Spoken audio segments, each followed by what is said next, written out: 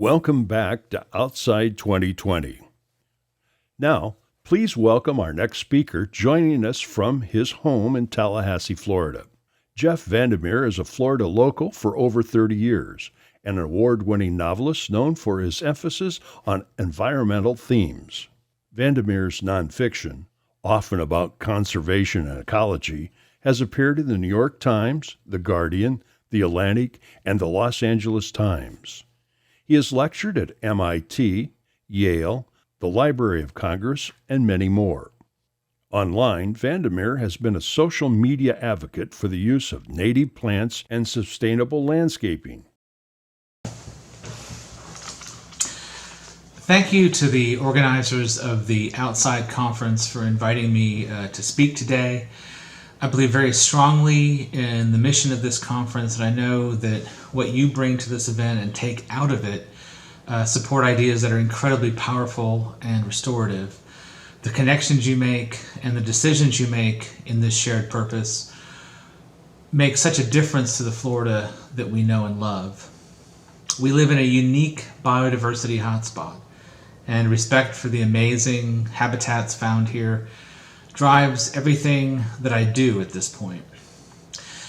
However, in talking a little bit about issues like rewilding and the urban contribution to habitat restoration, I should note that I came to much of this very late in my life, perhaps because it took time for me to settle into a sense of place, of being anchored to and suffused with a place.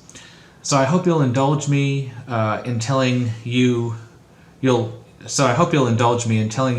a little bit about how I came to where I am now, and then sharing how I came to rewild our yard. Even if some of this will probably be very familiar to you, perhaps there is something in the perspective and the fact that I'm self-taught on these issues that is of use.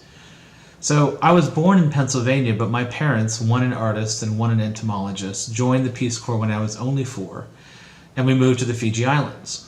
We stayed there for almost 6 years, and it truly was a tropical paradise, the kind of place where there is little removed between you and the natural world. To be surrounded by and engaged with nature was simply what you did when you woke up in the morning. Getting lost on the edge of a shallow reef at night and finding my way back to shore because of a huge phosphorescent starfish was not, to the young me, that extraordinary an event. And so this was something I expected about my life, that nature would always be there and I would always have access to it. Now, coming back to the US, my dad got a job at Cornell, and we endured 2 very un-Fijian, unhappy winters in Ithaca before getting the hell out and moving to Florida. And in Florida, I found a place that reminded me of Fiji, that in both habitat and climate kept bringing up good memories of the place I had left behind. First in Gainesville, where I lived through college and became attached to the wonderful habitat of Paynes Prairie, and then Tallahassee with all the wealth of unique wilderness you can find in North Florida, including what has become for me a lodestar, the St. Marks National Wildlife Refuge. Now I tell you this because sometimes being surrounded by a wealth of habitats and quote-unquote nature, you take it for granted. And in the sense of thinking of nature as the thing I left the house to go hiking in, this is definitely true. Even as an adult in Tallahassee at our first house where I lived from 1992 to 2018, I didn't really think about our yard as a habitat or a sanctuary for wildlife. I was clued in enough not to use harmful chemicals in the yard and not to cut down unnecessary trees. But I did spend an awful lot of time putting down grass, hoping to have a traditional lawn. And I didn't think further about the yard really until after we lived there for over 2 decades. The change in my perspective and my advocacy that have occurred since then, I can date back in part to a moment of crisis, the Gulf oil spill in 2010. For those of you familiar with the Gulf oil spill, you'll recall that it inflicted damage mentally too, in the way that suddenly the oil was gushing out in the Gulf and it couldn't be contained, and for many of us it was gushing in our minds and we could not get away from it. It was haunting us day and night, always there, a phantom sound, a phantom thought. And for a time, for more than a month, it wasn't clear the well would ever be capped, and many of us thought this catastrophe would last for years, and the Gulf coast would be in essence gone. Even after they capped the well, it was still somewhere in the back of my mind, and eventually the dark swirl coalesced into the novel I'm best known for, Annihilation, which is set in a never-named North Florida and deals with a host of environmental issues. By the time of the Gulf oil spill, I had lived in North Florida for over 20 years, and through my hiking and experiences in the wilderness, I felt for the first time like I belonged in a place, in a landscape. The oil spill crystallized that and brought the issues and dangers facing Florida into sharp relief. The success of the novel meant, too, that I got to travel to more places in Florida, giving readings and presentations and even meeting with scientists and conservationists. So in a sense, the book brought me closer to my own backyard. It kind of flicked a switch. Then my wife and I moved to upstate New York for a semester, a residency at a college in the Finger Lakes district, in fall of 2016. The relationship of wildlife to the house we lived in was very different. It was more obvious, and the relationship between farmers, hunters, and environmentalists was very different. So it became apparent I hadn't thought enough about our yard in Tallahassee at all, or really about the Florida equivalent of the alliances and antagonisms I witnessed in upstate New York. So when we returned to Tallahassee after the 2016 elections, as a distraction I planted salvia and put up more bird feeders and thought about our yard much differently.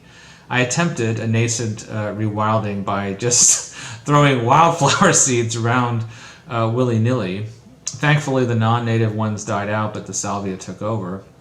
Yet given the small lot was heavily wooded, there wasn't much more to be done.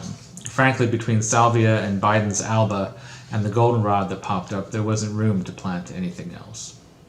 When we moved in late 2018 to a new house on the edge of a wooded ravine in a suburban neighborhood, I didn't expect to become totally obsessed with rewilding, but I soon had to because the lovely jungle behind the house turned out to be invasive air potato vine, invasive ferns, invasive spiderwort, and invasive nandina bushes, as well as invasive coral ardesia. Once I learned this, I was first of all shocked and then horrified because there were 30-year-old box turtles down there and other wildlife that was becoming severely compromised. I had wondered why there weren't as many birds as I would have thought, too. So I engaged in a prolonged battle to remove the invasives and plant native plants. And it became a process whereby with each new thing I learned about native plants and how urban and suburban wilderness becomes a food desert for wildlife when the invasives take over, the more determined I became. So having the luxury of working at home, I wrote each morning and would spend each afternoon in the yard, removing eventually 4,000 air potato tubers, tons of ivy, about 2,000 coral ardesia bushes, and I also dug up about 200 nandina bushes. And at various times when overwhelmed, we were able to get help, but the majority of the work I did myself. This also included learning what to plant from native nurseries here in town, and over time, we have planted over 400 native bushes, understory trees, and types of wildflower. And if the nursery hadn't put in our shade garden and butterfly garden themselves, I will confess that I wouldn't have stayed the course. It was definitely a huge project, even just across our half acre. But the result has been amazing. 103 species of birds spotted in the yard, a return of so many bees and butterflies, and an uptick in animal life in general. And although I cannot revive the dry creek bed running down the bottom of the ravine, I can and have put in a few small hardshell ponds as a water source.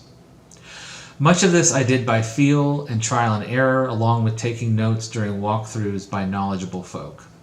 Although even this was sometimes fraught, I still recall taking 2 experts through the yard, only to have them argue bitterly about whether the ferns along the creek were native or invasive. At which point I figured the ferns must at least be very clever and deserve to stay for a time. But as someone who also had a background before a writing career in business analysis, I did have my own process in a context where early on I knew the point of the rewilding would be for the wildlife and only for us secondarily. Why was that important to know? Because we would not be resisting whatever the landscape gave us. We would not be putting time and effort into defending plantings from rabbits or raccoons. We would not be upset with birds eating all the elderberries or blueberries. We would in essence be trying to work with the landscape as much as possible. So my steps were as follows. One, as may be clear, my first step was to evaluate, and it was hard not to evaluate, what invasive species we had, as opposed to non-native but slow spreading, and prioritize relative to our ability to remove it, which species needed to be eradicated first, second, and third. This in a context where we couldn't have a landscaper just come in and pull it all at once without also harming beneficial plants. I soon came to realize, for example, that after I pulled up a bunch of ivy for the first time, it wasn't going to surge the way the air potato would. 2. Evaluate what we had that was beneficial and already readily growing and encourage those plants. In our case, our greatest asset was that we had several mature pines on the property and a ton of sweet gum, and other than some ligustrum, lots more native trees. Otherwise, the plants that had held their own against the invasives were elderberry bushes, beautyberry bushes, and pokeweed. So those three became our admittedly very common signature plants, even now. They're also huge food sources for wildlife, so in keeping with our mission statement. In evaluating what to encourage, this idea of resilience and durability played into the long view and continues to play into the long view for me. Which is to say, I often ask myself what happens in the ravine if the Biden's alba gets too aggressive and shoves me off our upper deck one day. If I'm gone and there's a resurgence of invasives, will any of what I've done remain? Which is one reason new plantings have focused heavily on fast-growing understory trees and bushes. And as Tallahassee has experienced some unusual patterns of mini droughts when there should be daily rain, I've also begun shifting to plantings that will be okay with dry conditions. This sometimes means shifting from my own personal aesthetic preferences to adjust to what's best for the landscape. And in general, I try to ask myself when I make a change to the yard, what is the underlying principle or impulse? Am I supporting best practices or am I reverting to old habits?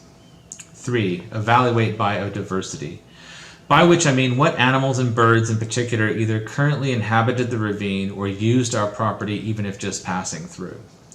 The best example of the importance of this is the mitigation of unintended harm. We have 4 box turtles that use our property and live in the ravine. If I had gone with some of my first instincts, I would have removed the habitat they need to survive and to hide from predators. I was appalled to read of a situation where a well-meaning homeowner put in wildlife-friendly plants but had removed key piles of dead logs and other box turtle sanctuaries, with the result that their box turtles fell victim to the idea of tidiness and order and were mutilated by a predator.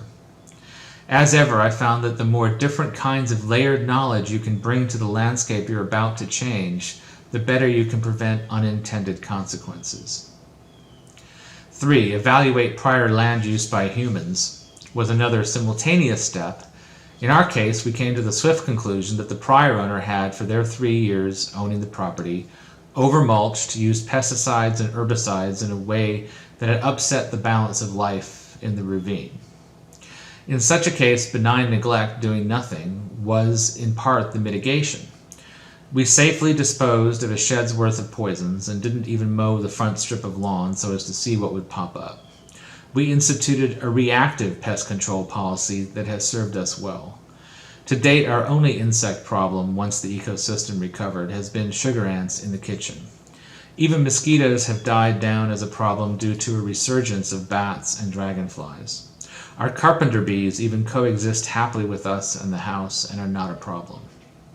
Just as an aside, because I find this fascinating, if neighbors are concerned about yellow jackets, we just put peanut butter by the nest at dusk to attract raccoons, and by morning raccoons have eaten the whole colony, because it turns out raccoons love yellow jackets but sometimes need help finding the nest. 4. What is the wider context in terms of the land?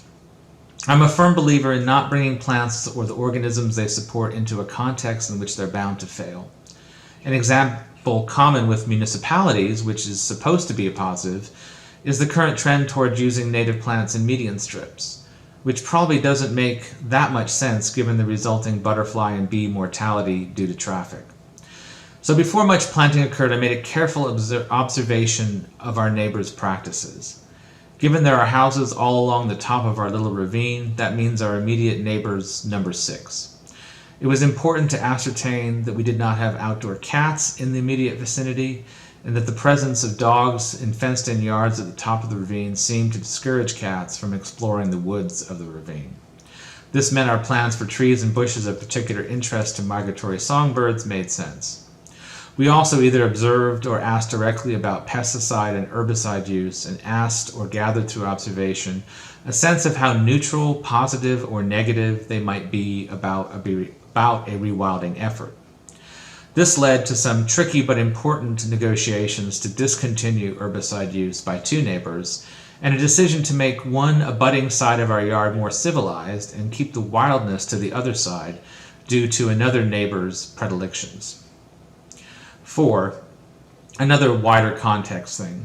I also walked through the neighborhood beyond our ravine to get a sense of if where we planted would affect greenways and thoroughfares for wildlife, avian, or otherwise. Could there be a flow to our plantings that supported a greater flow outside of our property? And it turned out that our wildest corner, by coincidence, was situated where indeed it could help nurture biodiversity more widely in the neighborhood. In fact, our wildest corner, once we strengthened it, was the missing link for wildlife to pass through safely. The fact is that any yard is potentially just an island cut off from the mainland, so to speak. That if you don't have a greenway out, a flow, even if it's just through an unbroken row of trees interrupted by property fences and lawns, you can create hermetically sealed pockets that are by their very nature likely to die out in terms of biodiversity or be less productive over time. And this has to be taken into account in terms of how you manage those spaces. Herbicide and pesticide use isolate chemical-free properties as well. If we hadn't been able to negotiate discontinuing use of herbicide on adjacent properties, we would have re-envisioned our plan for parts of our own yard for fear of killing more organisms than we were helping by drawing them in. That said, I do recognize that the kind of intel I gathered and the adjustments I've made over time may not be possible for some landowners and may be beyond the scope of what landscapers can accomplish with a site visit. But these issues aside, there is also the micro context that I often emphasize on social media. Because what makes the rewilding effort so appealing is that anyone can participate at any level.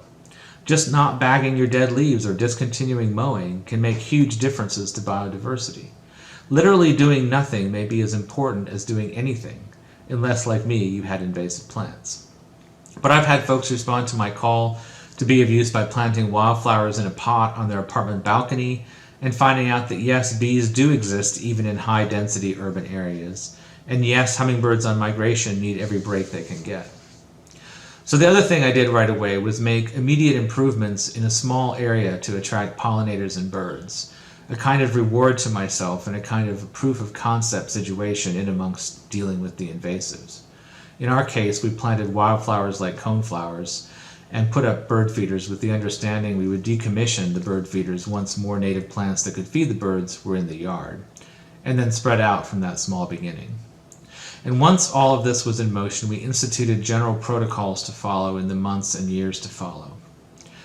We continued to direct 50% of our efforts towards eradication through natural means of the foremost invasives to allow the native seed bank to recover.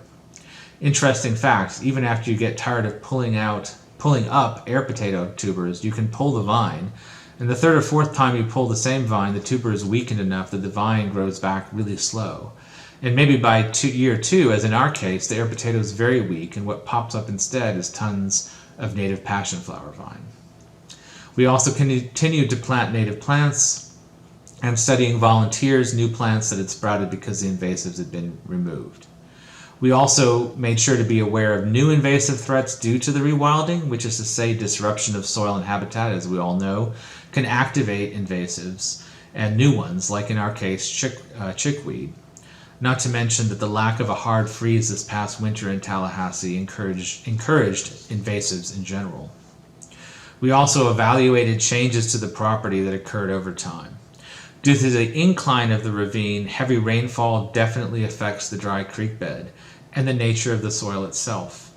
It took some time to see the appearance of sand in places as an opportunity, but in fact figuring out where sand meant erosion that had to be dealt with and where exposed sand meant new planting opportunities and habitat for ground nesting bees was important. We also try to evaluate the results of our efforts at the end of every season and recalibrate our efforts accordingly and cross-check those efforts as we enter year 2 and 3 to the previous years. Such a bullet point list of actions and observation can be applied in a loose or disciplined way, I've found, and the vagaries of life and what you can reasonably be expected to do mean any list has to work for the individual person and the situation, or it just becomes a litany of your failures.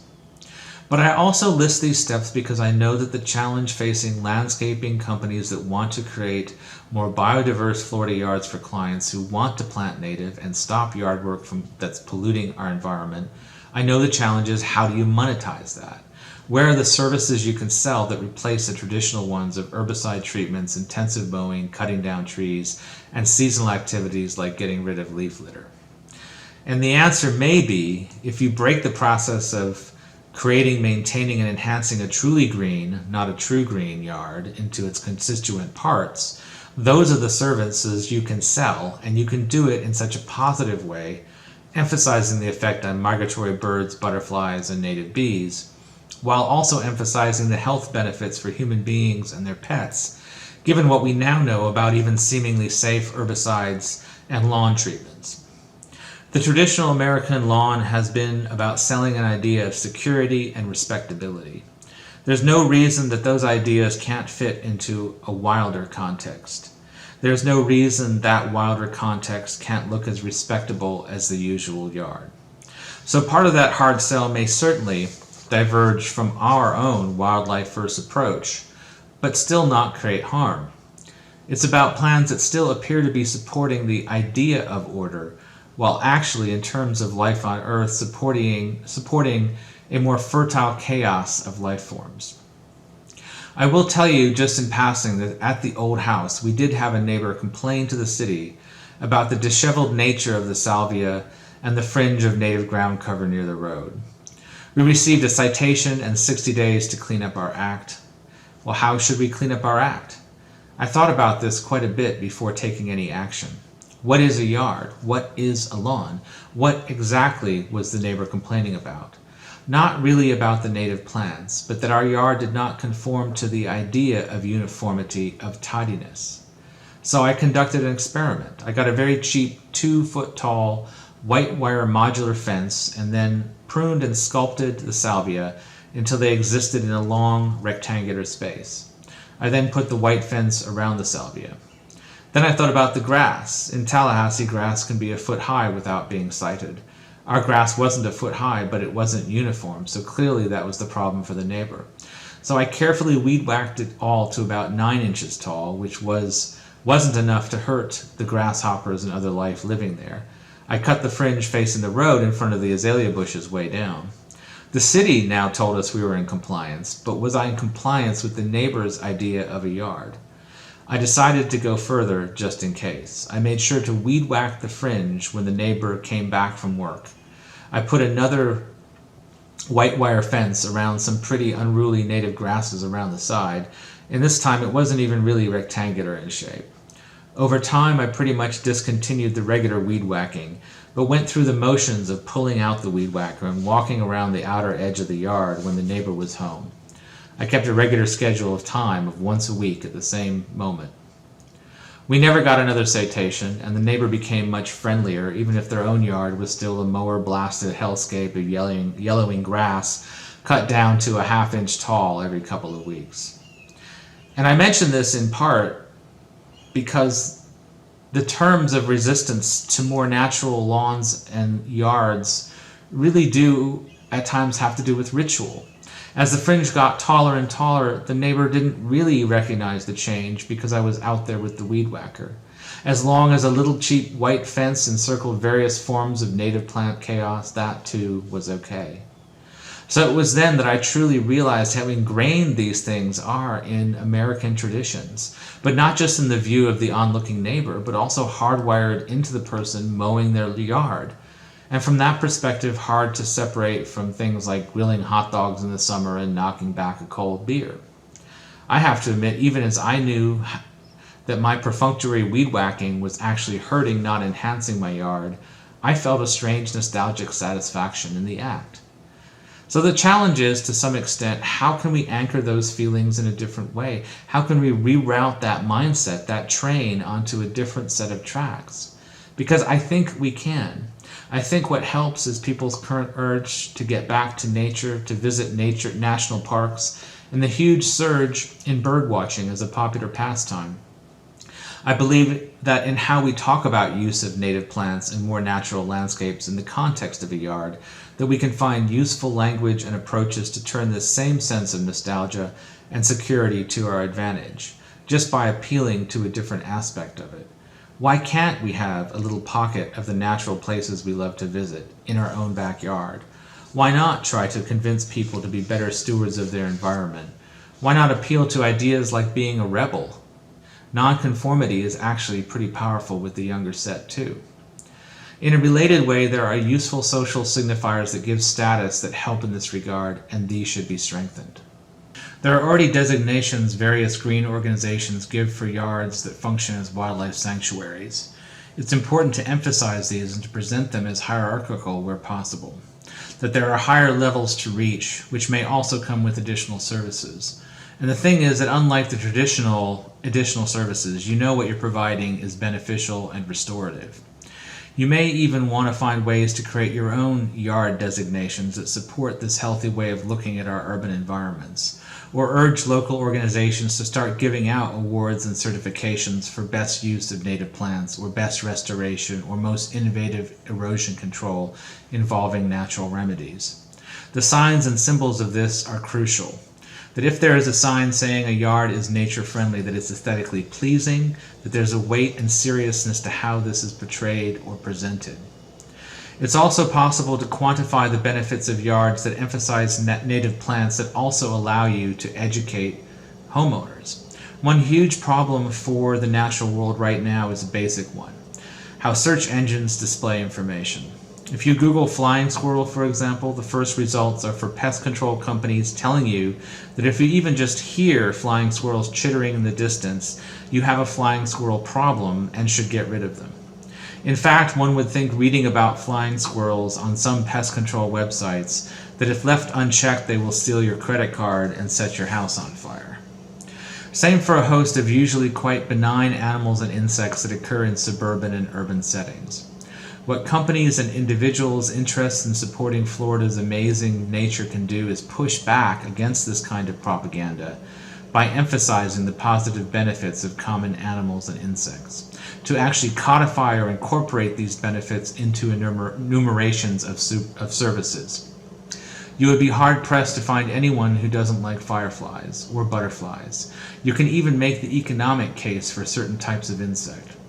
But there is often a huge disconnect between the homeowner's positive or even fond childhood memories of benign wildlife and their actions on their own property. I have myself seen folks in plant groups bemoan the lack of butterflies on their wildflowers while simultaneously talking about how they've gotten rid of caterpillars on those plants without making the connection. So help people make the connection in as clear and concise language as possible. And in making the case for native plants and what they bring with them, it is important to be positive. I know HOAs and city ordinances often create roadblocks to creating biodiverse areas in yards, and that many have fought long, frustrating, and depressing battles to keep certain kinds of habitats intact within city limits. This tends to create an apologetic tone in suggesting native plants, or an inherent built-in reactive response where you may be responding to past battles and how you talk to a neighbor or a client about your passion. But in doing so, it's easy to sound a defeatist tone or to cede rhetorical ground that doesn't need to be conceded. I see this most severely in native plant groups on Facebook, where some are still fighting battles from the 1990s or the 70s. And I understand that. It hurts. It hurts when you see what you love destroyed and for nothing. But in terms of creating converts, the average property owner who may have a welter of other concerns in their lives, the suggestion of needing justice or needing redress may not be a convincing message, any more than an apologetic tone. Native nurseries, for example, has been incredibly helpful, and I love them so much.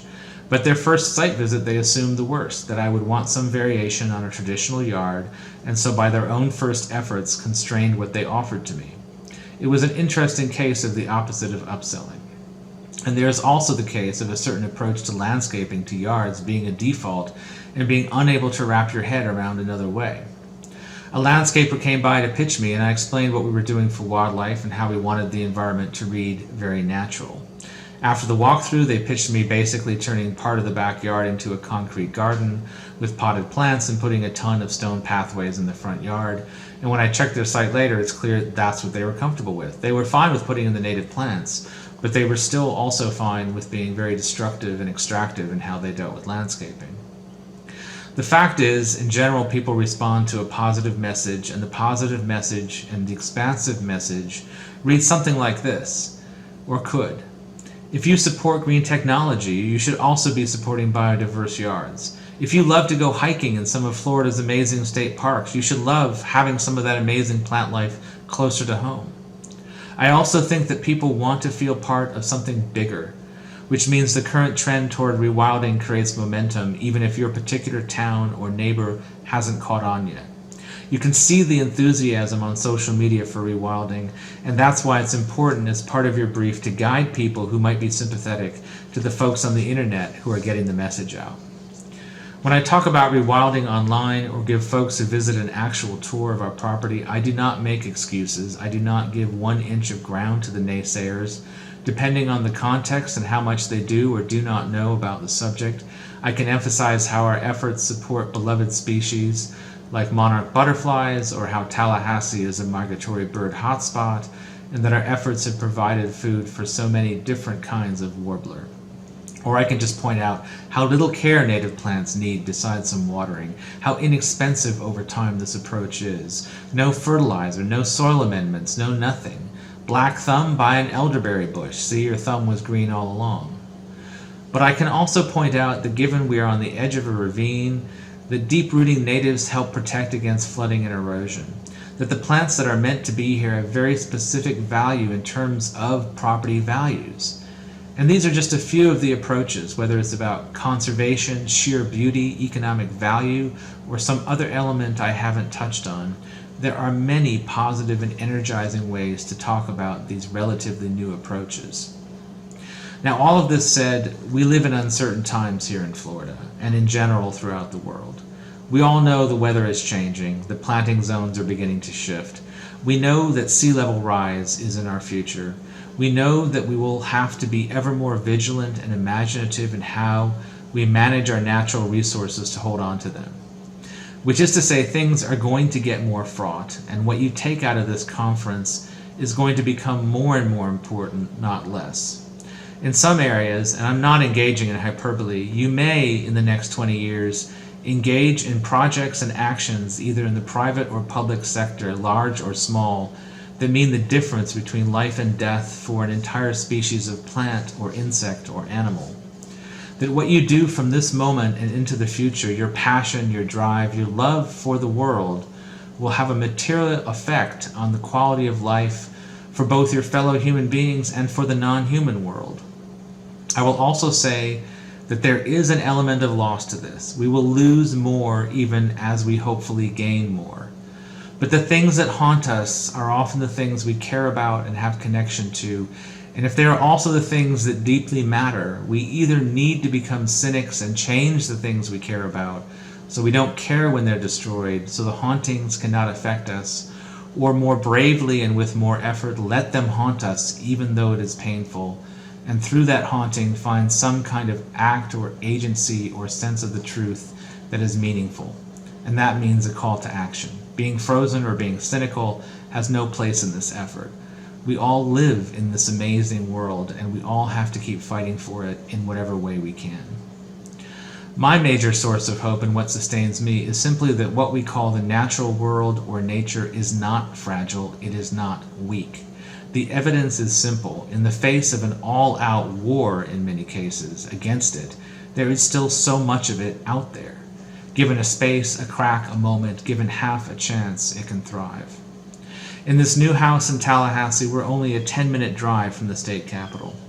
At one time, 40 years ago, the creek bed ran through the bottom of the ravine. A wealth of animals would have been passing through, drawn by the water. Now the creek is gone, diverted by the city, only filling up when it rains. Over the years, so many have without thought allowed pollutants to degrade the ravine. They have let invasive plants of no food value to wildlife proliferate. They have used pesticides without an idea of what that means to the life around us. They have cut down healthy trees that host hundreds of organisms for no reason at all. And yet, there is sanctuary. The slope is too steep for development. A wide trough of woodland remains. It's rare, but deer still pass through. There are box turtles, black racers, armadillos, raccoons, and possums, and yes, fireflies. Every spring, the ravine is filled with hundreds of tiny winking lights. The sound of cicadas and katydids is thunderous. Imagine if this had been a planned development, a blueprint for other developments, to leave a swath of woodlands in each that connects to other forests. Nature isn't fragile. That we haven't wiped out all of it is testament to that. And we can pretend that we can live without nature. We can pretend that we can divorce climate change from the subject of biodiversity, from the subject of planting native and landscapes. But in the end, we won't survive that separation. And that's also why a conference like Outside is important. Economically and in so many other ways, we will not survive destroying most of our natural habitat. In my novel, Annihilation, on her own, headed for the lighthouse, the biologist comes out of the forest and has a kind of epiphany. Now a strange mood took hold of me, she writes, a strange mood as I walked silent and alone through the last of the pines and the cypress knees that seemed to float in the black water, the gray moss that coated everything. It was as if I traveled through the landscape with the sound of an expressive and intense aria playing in my ears. Everything was imbued with emotion, awash in it, and I was no longer a biologist, but somehow the crest of a wave building and building, but never crashing to shore. I saw with such new eyes the subtleties of the transition to the marsh, the salt flats, the strange quality of the light upon the habitat, the stillness of it, the sense of waiting, brought me halfway to a kind of ecstasy. Ecstasy, a sense of wonder. We know it when we feel it. We know what the natural world gives to us. Part of our challenge is to make others not only understand that, but to inhabit it. We need more people to truly feel just what a miracle our world is, and that we need to sustain, nourish, and protect it. So as you think about what may often be very technical information you've received with other presentations and strategic information, and well, just a lot of information, don't lose sight of the core of this, of why this is important, of why what you do is important, and feel good about the fact that it is pure. Thank you very much.